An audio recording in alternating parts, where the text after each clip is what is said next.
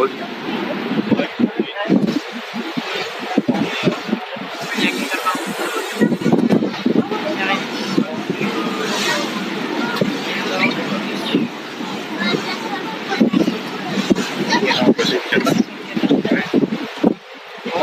J'ai de prendre dans le train, mais je vois pas le bateau. Ouais, peut-être.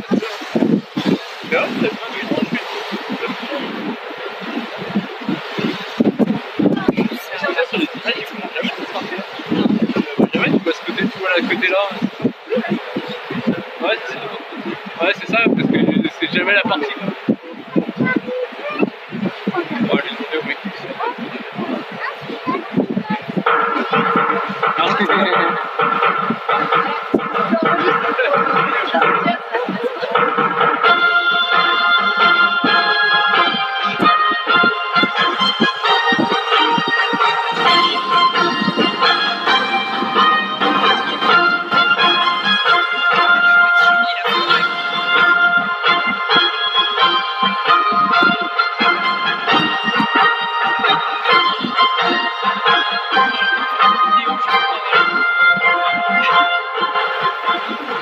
Mesdames, Messieurs, après avoir traversé le Pertuis d'Antioche, nous voici arrivés en rade de l'Itex.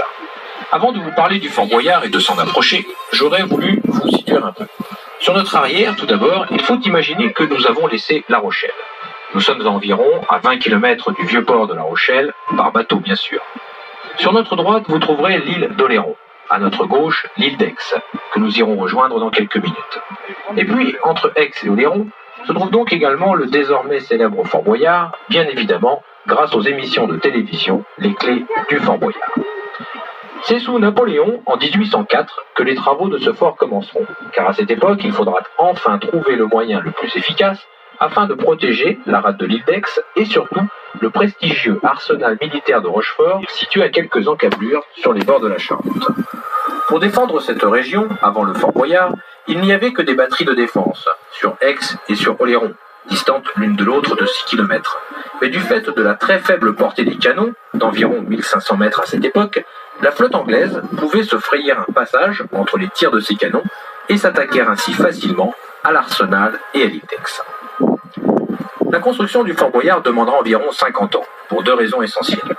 La première raison, c'est que les hommes ne pouvaient travailler que quelques instants seulement, à marée basse et pendant l'été, afin de poser au fond de la mer les blocs de pierre qui serviront à la construction du rocher artificiel sur lequel le Fort Boyard repose. La deuxième raison, c'est que chaque hiver, pendant les tempêtes, tous ces blocs de pierre amenés pendant l'été précédent étaient enlevés et éparpillés au fond de la mer. Ce qui fit que chaque année, tous les travaux étaient à recommencer. Alors, pour que la construction du Fort Boyard s'achève plus rapidement, il faudra attendre l'arrivée de nouvelles techniques qui consisteront à couler les blocs de pierre sur place. Oui, mais pendant cette trop longue construction, la portée des canons augmentera considérablement. Ce qui fit qu'une fois terminé, le Fort Boyard deviendra inutile. Il n'aura jamais l'occasion de jouer son rôle de forteresse et sera aménagé aussitôt en prison d'État.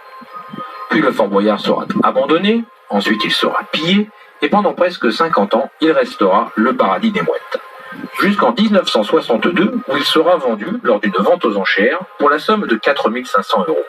Et enfin, c'est le Conseil général de la Charente-Maritime qui reprendra ce fort afin de le louer à une société de production de télévision pour tourner les clés du Fort Boyard. La plateforme qui se trouve à côté du fort a été mise en place pour faciliter l'accostage aux bateaux qui emmènent depuis Fouras les candidats, les équipes de tournage et le matériel.